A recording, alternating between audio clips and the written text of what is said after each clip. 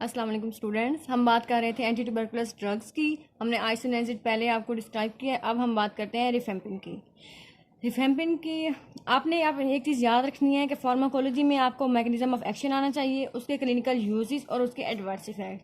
बाकी जो फार्माकोकाइनेटिक्स वगैरह हैं वो आपको अगर कोई चीज़ इंपॉर्टेंट है तो मैं आपको साथ में बताती रहूँगी, लेकिन जो एग्जाम में पूछी जाती है वो आपके मैकेनिज्म ऑफ एक्शन पूछे जाते हैं, इनके क्लिनिकल यूजेस और एडवर्स इफेक्ट्स पूछे जाते हैं। ठीक है, पहले हम बात कर लेते हैं इसके थोड़े से करेक्टरिस्टिक्स की। ये जो है बैक्टीरियसीडल ड्रग है, बैक्टीरियसीडल है जो मैंने आपको पहले बताई है कि ये क्या करता है, किल कर देता है माइकोबैक्टीरियम को। ठीक हो गया।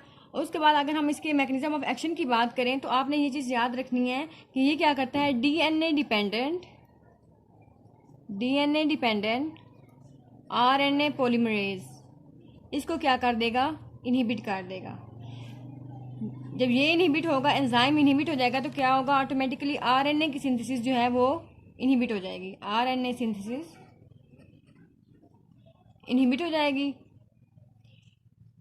ड्यू टू विच माइकोबैक्टीरिया जो है वो ग्रोथ नहीं कर पाएगा। माइकोबैक्टीरियल की ग्रोथ जो है वो भी, माइकोबैक्टीरियल जो है वो किल हो जाएगा। मीन्स जब उसकी ग्रोथ नहीं होगी, उसको वो आरएनए की सिंथेसिस नहीं होगी, तो वो ऑटोमेटिकली क्या हो जाएगा, किल हो जाएगा।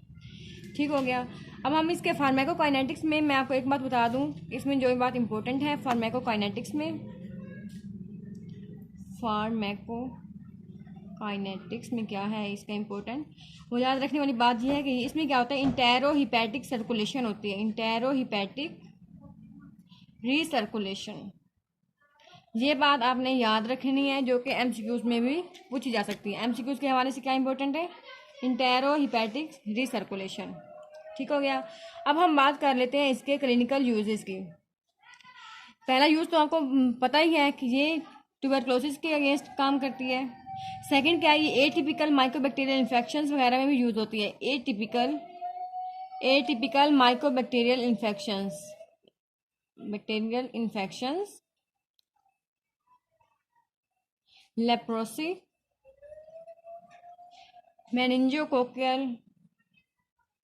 मेनिंजोकोकल कैरियज में,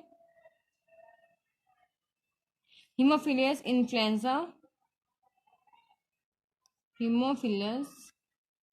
इन्फ्लुएंजा टाइप बी डिजीज। कौन सी टाइप, टाइप बी, उसमें हम ये दे सकते हैं। इसके अलावा क्या है, ओस्टियोमिलाइटिस एंड प्रोस्थेटिक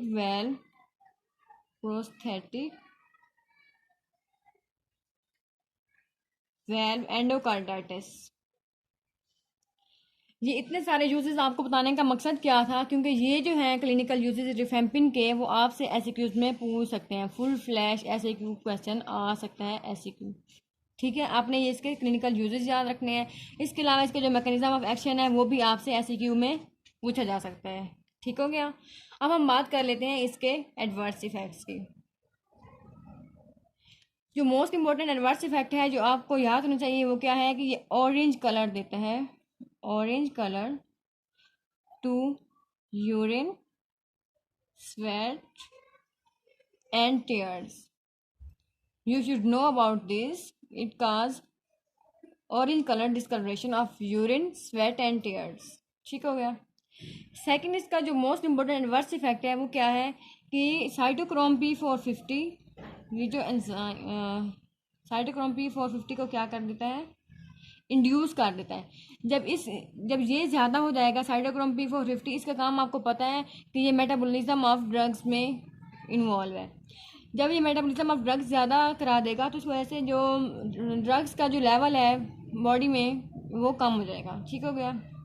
कौन से ड्रग्स के मेटाबॉलिज्म को ज़्यादा कर देता है, उनमें हम बात कर लेते हैं anticoagulants,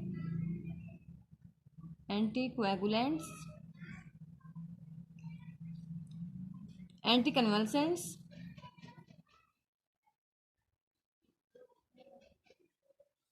protease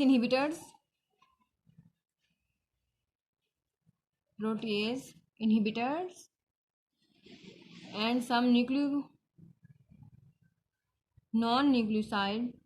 non-nucleoside reverse transcriptase inhibitors। Reverse transcriptase inhibitors. इन ड्रग्स को क्या करता है, इनका मेटाबॉलिज्म ज़्यादा कर देता है और ब्लड में इन ड्रग्स का लेवल को कम कर देता है।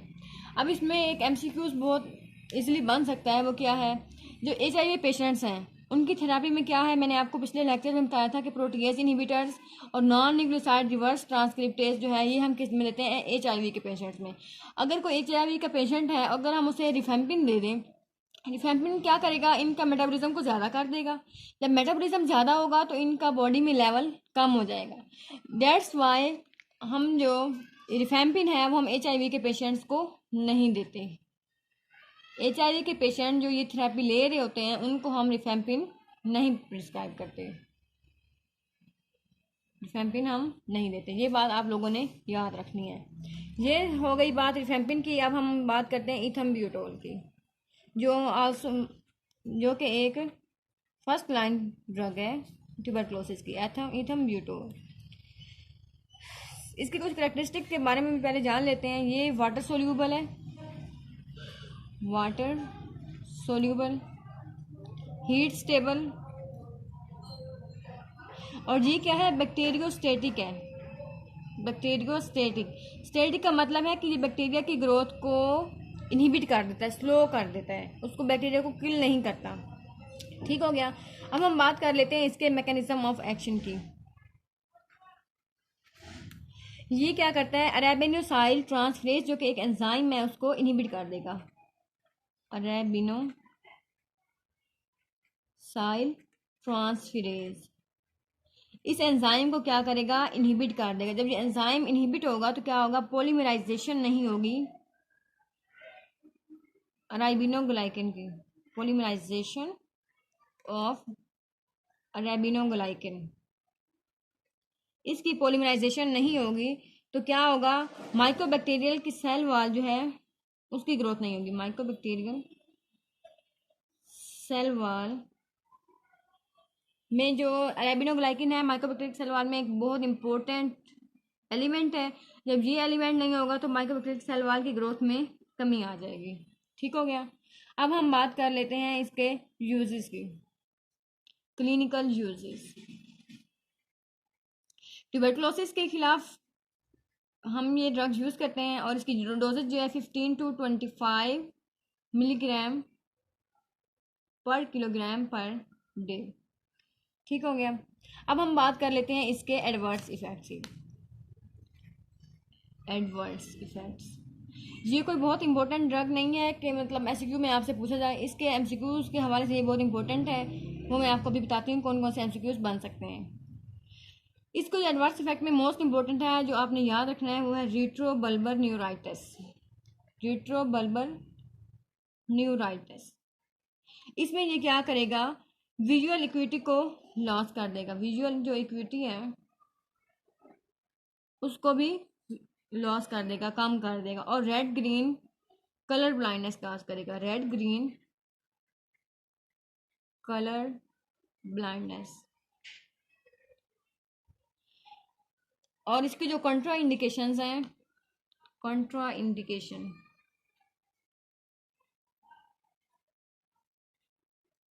चिल्ड्रन में नहीं देनी है आप लोगों ने, इस ड्रग को चिल्ड्रन में नहीं देना। पता है इसमें क्यों नहीं देना चिल्ड्रन को, बिकॉज ये विजुअल एक्विटी को लॉस करता है और रेड ग्रीन कलर ब्लाइंडनेस काज करता है। जो बच्चे हैं उन्हें तो पता ही नहीं चलेगा कि उनका रेड ग्रीन जो है वो कलर ब्लाइंडनेस है या फिर उनकी विजुअल एक्विटी कम है। इस वजह से हम बच्चों में ये प्रिस्क्राइब नहीं करते।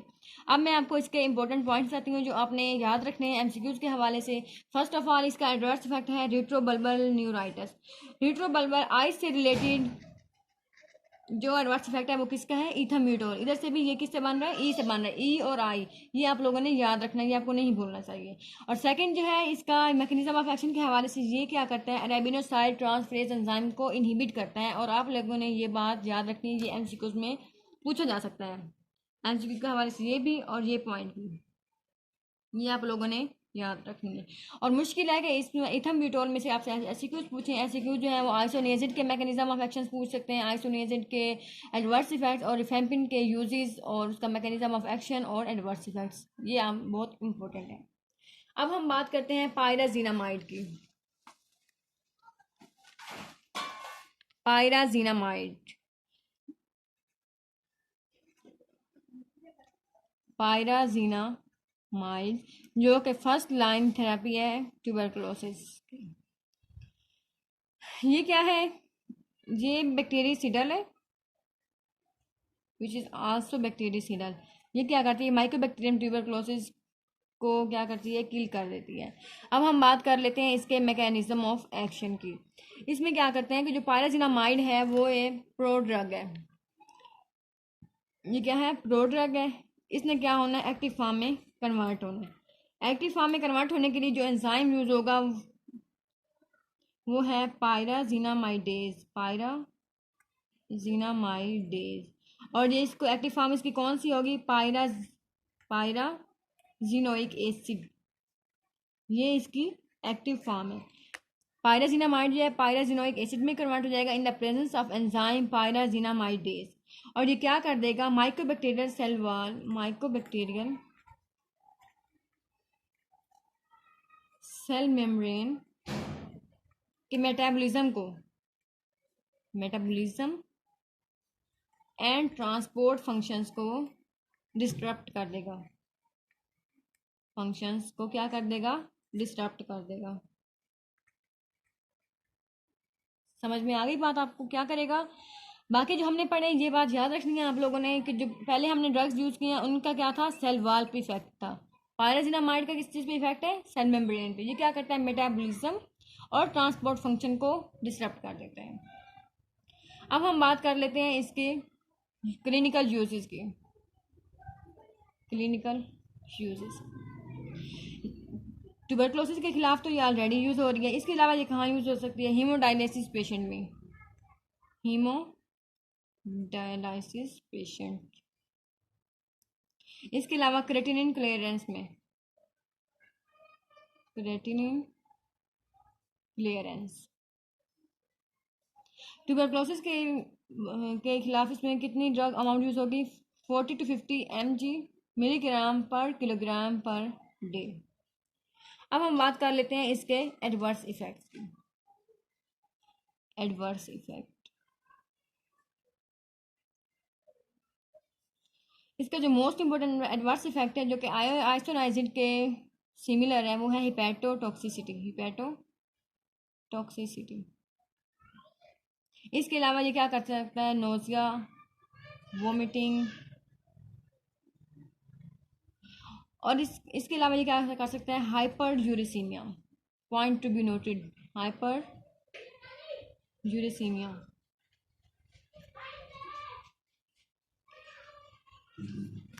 अब हम इसकी बात कर लेते हैं कॉन्ट्रा इंडिकेशंस की। कॉन्ट्रा इंडिकेशन तो क्या है? गाउट के पेशेंट में हम ये नहीं देते। क्यों नहीं देते? बिकॉज ये क्या करता है? हाइपर यूरेसीमिया काज करता है, जिस वजह से हम इसे गाउट के पेशेंट में नहीं देते, वरना ये उस कंडीशन को और एडवर्स कर देगा। ठीक हो गया। आपसे एमसीक्यूज के हवाले से जो इम्पोर्टेंट है इसमें वो ये है कि ये इसका एंजाइम कौन सा है जो यहाँ यूज़ हो रहा है, और ये सेल मेम्ब्रेन के मेटाबॉलिज्म को इफेक्ट कर रहा है और ट्रांसपोर्ट फंक्शन को इफेक्ट कर रहा है। एंड इसके अलावा इसकी कॉन्ट्रा इंडिकेशन के ये गाउट के पेशेंट में नहीं देते। क्यों नहीं देते? बिकॉज ये क्या करता है? हाइपर यूरेसीमिया काज करता है। ठीक हो गया। अब हम बात कर लेते हैं last drug of first line drugs of anti tuberculosis. इसमें क्या है? Streptomycin. Streptomycin which is an aminoglycoside. Aminoglycosides antibiotic है। ये क्या करता है? एक्ट किस पे करता है? एक्स्ट्रा सेलुलर बेसिलाई पे। एक्स्ट्रा सेलुलर बेसिलाई उस पर ये एक्ट करेगा। ठीक हो गया। अब हम इसके कर लेते हैं मैकेनिज्म ऑफ एक्शन की बात करते हैं। ये क्या करेगा? प्रोटीन की सिंथेसिस को इरिवर्सिबल इनहिबिट कर देगा। इरिवर्सिबली प्रोटीन सिंथेसिस को इनहिबिट कर देगा। और ये कौन सा सब यूनिट पे बाइंड करेगा? ये क्या करेगा? 30S सब यूनिट राइबोसोमल प्रोटीन के साथ बाइंड करेगा और क्या कर देगा? प्रोटीन सिंथेसिस को इनहिबिट कर देगा। प्रोटीन सिंथेसिस को इनहिबिट कर देगा। ठीक हो गया। अब हम इसकी बात कर लेते हैं फार्माकोकाइनेटिक्स की। इसकी एडमिनिस्ट्रेशन जो है हम ओरली नहीं देते। क्यों नहीं देते? क्योंकि ये पुअरली एब्जॉर्ब होता है जीआईटी से, पुअरली एब्जॉर्ब होता है। तो हम किस में देते हैं? आईवी देते हैं या फिर इंट्रामस्कुलर आईएम देते हैं। इसके अगर हम क्लिनिकल यूजेस के बारे में बात करें तो उसमें ये है कि ट्यूबरक्लोसिस के अगेंस्ट भी हम यूज़ कर रहे हैं। इसके अलावा जो Mycobacterium avium complex and Kansai जो रेजिस्टेंट हैं उनके अगेंस्ट भी ये ड्रग यूज होती है। माइकोबैक्टीरियम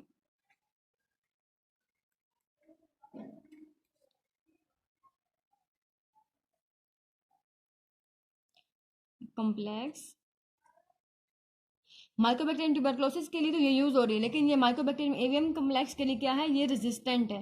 ये हम इस कंडीशन में माइकोबैक्टीरियम एवियम कम्प्लेक्स का पेशेंट होगा तो हम ये ड्रग नहीं देंगे because it is resistant. Now discuss about adverse effects of streptomycin. Adverse effects के बारे में बात कर लेते हैं। ये क्या करता है? ऑटोटॉक्सिक है। ऑटोटॉक्सिक मीन्स के हियरिंग में प्रॉब्लम। नेफ्रोटॉक्सिक, नेफ्रोटॉक्सिक मीन्स के जो नेफ्रॉन्स है किडनी के उनके लिए भी ये टॉक्सिक है।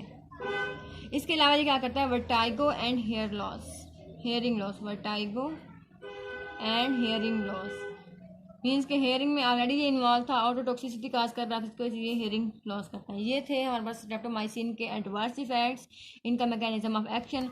इसमें जो एमसीक्यूज के हवाले से इंपॉर्टेंट है वो है इसका सब यूनिट, कि ये किस सब यूनिट पे अटैच होकर प्रोटीन सिंथेसिस को इनहिबिट करता है। तो वो है 30S सब यूनिट के साथ बाइंड करेगा और प्रोटीन सिंथेसिस को इनहिबिट कर देगा। ये थे हमारे पास first line drugs of tuberculosis. और अब हम नेक्स्ट वीडियो में हम बात कर लेंगे सेकंड लाइन ड्रग्स की, और उसमें मैं आपको ज़्यादा डिटेल्स नहीं बताऊंगी। जो जो पॉइंट्स इंपॉर्टेंट है मैं सिर्फ उनके बारे में बात करूंगी। Thank you.